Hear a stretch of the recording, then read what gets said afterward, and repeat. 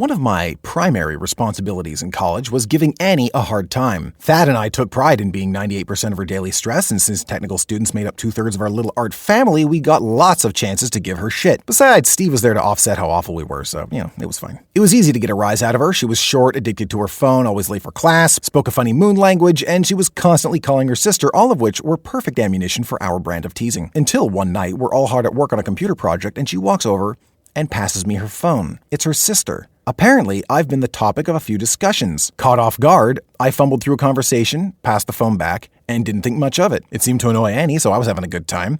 The matter was closed. A few days later, though, everyone agreed to go hang out for a drink in Toronto, up on Bloor. Then everyone except Annie's sister cancels. And we're like, fuck it, we don't need them. And that effectively turned the night into a date without the awkwardness of anyone having to say it. I had no idea what she looked like, but then I saw a lone Asian girl in the corner, and she seemed to know exactly who I was, and that was Susan. I'll spare you the details of our clunky blind date conversation, because we did a lot of talking, and how you talk on a date isn't really how you talk day to day. We all have that other tongue we use on a date. No, not that other tongue, but either way, I knew I liked her. While Annie had a significant Korean accent, Susan spoke with almost none whatsoever. She was an English major. She liked Simpsons, Shakespeare. She did some tutoring on the side.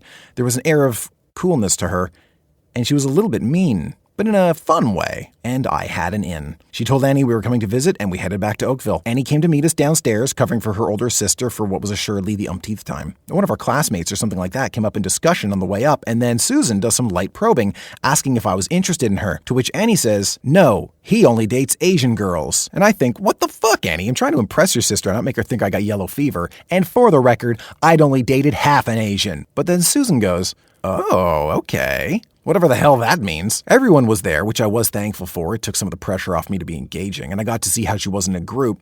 Or at least I would have if the girls didn't all revert to Korean when they were together. Our group also had two tongues, but we hung out, we talked, we all watched Zack Snyder's Dawn of the Dead, because that's all we could agree on, somehow. And finally, as the sun was threatening to come up, and we'd run out of things to say, we found ourselves alone, struggling to operate the sofa bed. And she didn't want me to leave. She didn't want me to sleep on the floor, and she didn't want me to say anything else. It was not a comfortable couch, and I barely fit on it, but it was the best sleep I'd had in years.